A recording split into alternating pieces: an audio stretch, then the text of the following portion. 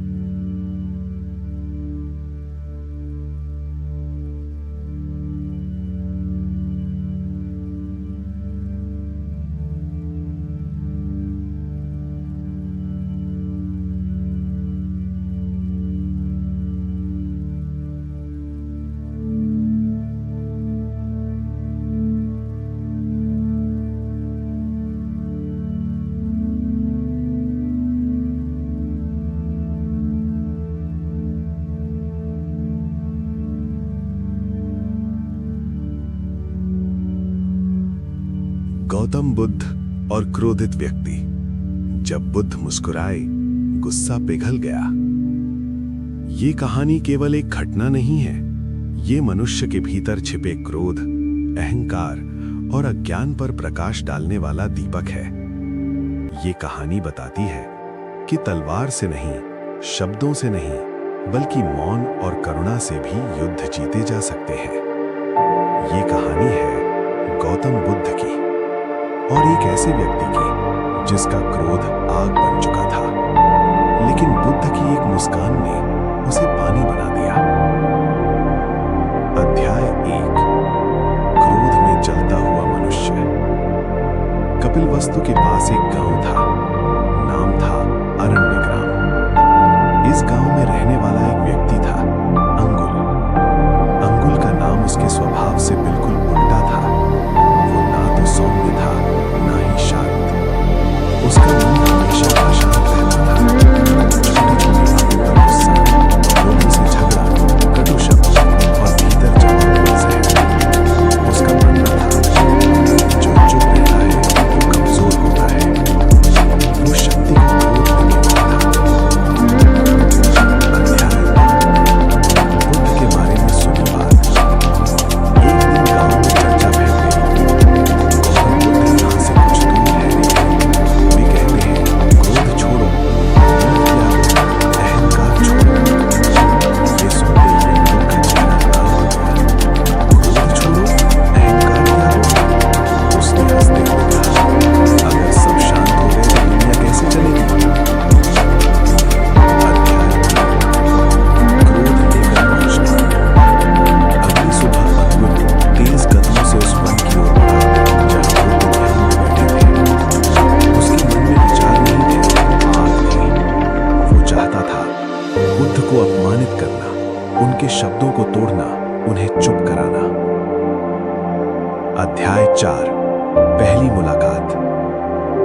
Buddha people के वृक्ष के नीचे बैठे थे, आंखें बंद, श्वास शांत। अंगुल जोर से बोला, ओ महात्मा, लोग तुम्हें बहुत बड़ा संत कहते हैं, पर मैं देखना चाहता हूं तुम कितने बड़े हो। बुद्ध ने आंखें खोली। उनकी आंखों में ना डर था, ना क्रोध, केवल करुणा। वे मुस्कुराए। अध्याय 5, अपमान की बौछार। अंगुल को ये मुस्कान चुभ गई। वो और जोर से बोला, क्यों मुस्कुरा रहे हो? क्या तुम्हें डर नहीं लगता? मैं तुम्हें गालियां दे सकता हूं। बुद्ध शांत रहे। अंगुल चिल्लाया, कटु शब्द, अपमान, अपशब्द, लेकिन बुद्ध ना हिले, न बदले। अध्याय 6, बुद्ध का प्रश्न। काफी देर बाद बुद्ध ने शांति से पूछा, वत्स, एक प्रश्न पूछूं? अंगुल चौंका, पूछो। बुद्ध बोला, यदि कोई तुम्हें उपहार दे और तुम उसे स्वीकार न करो, तो वो उपहार किसका रहता है?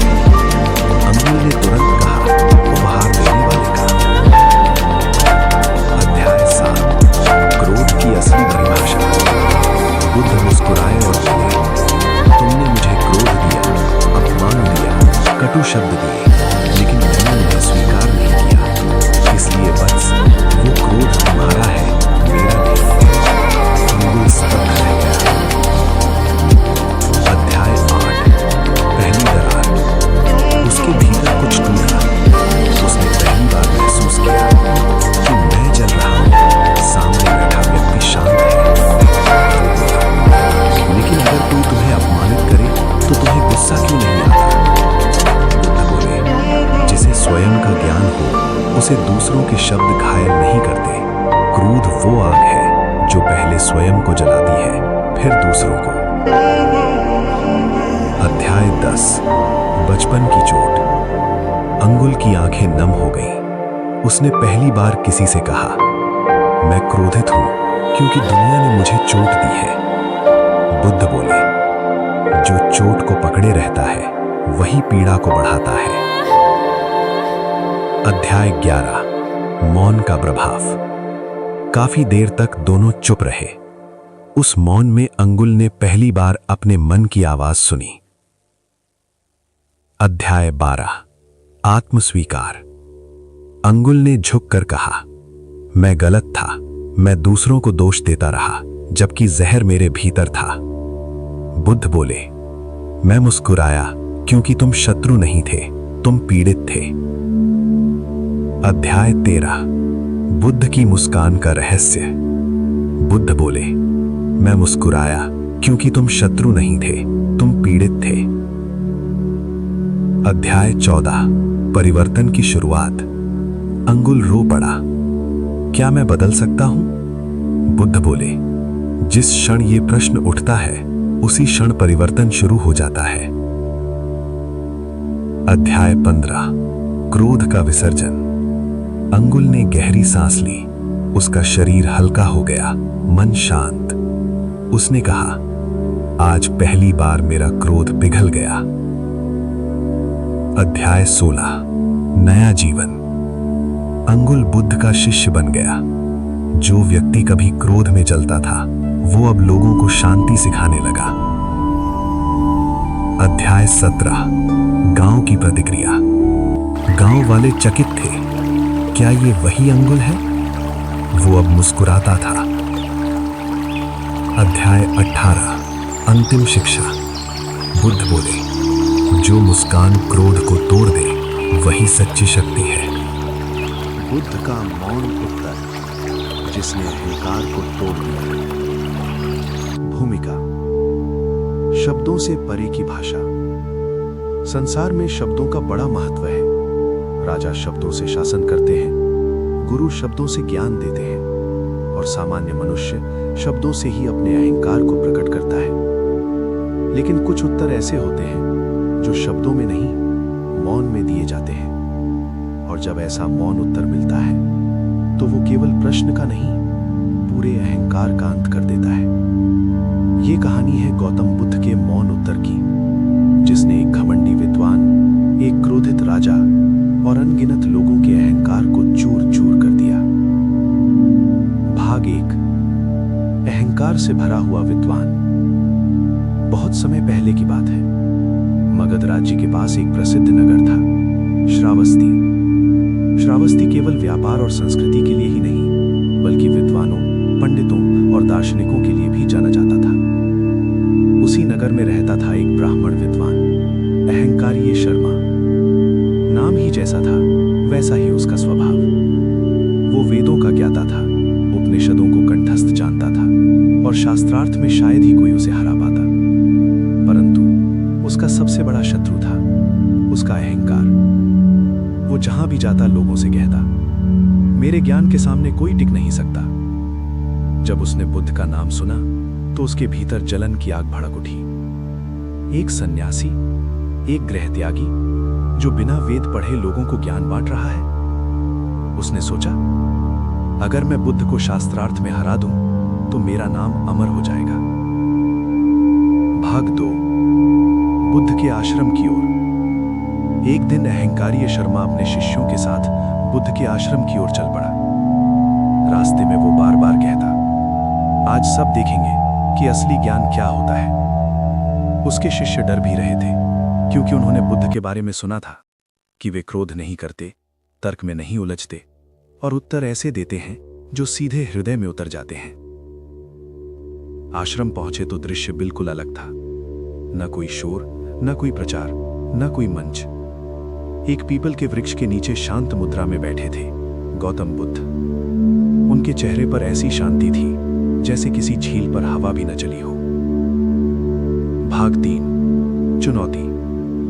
अहंकारी शर्मा बिना प्रणाम किए बोला, गौतम, मैंने तुम्हारे बहुत चर्चे सुने हैं। आज मैं तुमसे शास्त्रार्थ करना चाहता हूं। आश्रम में सन्नाटा छा गया। बुद्ध ने आंखें खोली और शांत स्वर में बोले, यदि तुम्हें शास्त्रार्थ से सुख मिलता है तो पूछो।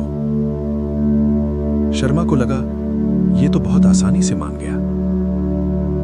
उसने पहला प्रश्न दागा, यदि आत्मा अमर है तो जन्म मरण का चक्र क्यों? बुद्ध मौन रहे। लोग हैरान। शर्मा हंसा। उत्तर नहीं है, या प्रश्न समझ में नहीं आया। फिर दूसरा प्रश्न, यदि ईश्वर है तो संसार में दुख क्यों? बुद्ध फिर मौन। तीसरा प्रश्न, मोक्ष क्या है और उसे पाने का प्रमाण क्या है? बुद्ध अब भी मौन। अहंकारी शर्मा का चेहरा लाल हो गया। यह कैसी मूर्खता है? लोग इसे ज्ञान कहते हैं। वो जोर से बोला, तुम्हारा मौन तुम्हारी अज्ञानता का प्रमाण है। भीड़ में कुछ लोग हंस पड़े, लेकिन बुद्ध के चेहरे पर न क्रोध था न भय। वे बस मुस्कुरा रहे थे। भाग 5, मौन का उत्तर। अचानक बुद्ध खड़े हुए। उन्होंने जमीन से एक सूखा पत्ता उठाया और उसे शर्मा की ओर बढ़ाते हुए बोले, यदि मैं तुम्हें यह पत्ता दे दूं और तुम उसे स्वीकार न करो तो वो पत्ता किसके पास रहेगा? शर्मा बोला, तुम्हारे पास। बुद्ध बोले, उसी प्रकार तुम्हारे शब्द, तुम्हारा अपमान, तुम्हारा अहंकार, यदि मैं स्वीकार न करूं तो वे तुम्हारे ही पास रहते हैं। फिर बुद्ध फिर से मौन हो गए। उस एक क्षण में अहंकारी शर्मा के भीतर कुछ टूट गया। उसे लगा मानो वर्षों से जमा हुआ घमंड रेत की तरह बिखर गया हो। उसे समझ आया, मैं प्रश्न नहीं पूछ रहा था, मैं अपने अहंकार का प्रदर्शन कर रहा था। वो बुद्ध के चरणों में गिर पड़ा। आंखों से आंसू बह रहे थे। मुझे क्षमा करें, मैंने ज्ञान नहीं, केवल अपनी श्रेष्ठता ढूंढी। बुद्ध बोले, अहंकार सबसे बड़ा अज्ञान है। जहां प्रश्न अहंकार से जन्म लेता है, वहां उत्तर मौन में ही मिलता है। उन्होंने कहा, जो स्वयं को जान लेता है उसे किसी को हराने की आवश्यकता नहीं रहती। भाग 8, राजा का क्रोध। इस घटना की चर्चा राजा प्रसेनजित तक पहुंची। राजा ने सोचा, यदि बुद्ध मेरे दरबार में मौन रहे तो यह मेरी सत्ता का अपमान होगा। उसने बुद्ध को दरबार में बुलाया। दरबार भरा हुआ था। राजा ने कठोर स्वर में पूछा, क्या तुम मुझे राजा मानते हो या नहीं? बुद्ध मौन। राजा गुस्से से कांपने लगा। उत्तर दो। बुद्ध ने धीरे से कहा, जो स्वयं को राजा मानता है उसे किसी की स्वीकृति की आवश्यकता नहीं। राजा स्तब्ध। उसका क्रोध पिघल गया। उस दिन राजा ने समझा कि सत्ता तलवार से नहीं, आत्मज्ञान से चलती है। बुद्ध का मौन दरबार की सबसे ऊंची आवाज बन गया। भाग 10, कहानी की सीख। इस कहानी की सबसे बड़ी सीख, हर प्रश्न का उत्तर शब्द नहीं होता, हर अपमान का उत्तर प्रतिक्रिया नहीं होता, और हर संघर्ष जीतना आवश्यक नहीं होता। कभी कभी मौन ही सबसे बड़ा उत्तर होता है। जीवन बदल देने वाली सीख। गौतम बुद्ध की अत्यंत प्रेरणादायक कहानी। बुद्ध के जीवन में अनेकों प्रेरक प्रसंग हैं, परंतु ये कहानी उनमें से एक ऐसी घटना के इर्द गिर्द घूमती है जिसने न केवल एक व्यक्ति का जीवन बदल दिया, बल्कि आज भी सुनने वाले को भीतर तक हिला देती है। ये कथा क्रोध, अहंकार, दुख, भ्रम और जागृति के बीच बनी एक गहरी यात्रा है।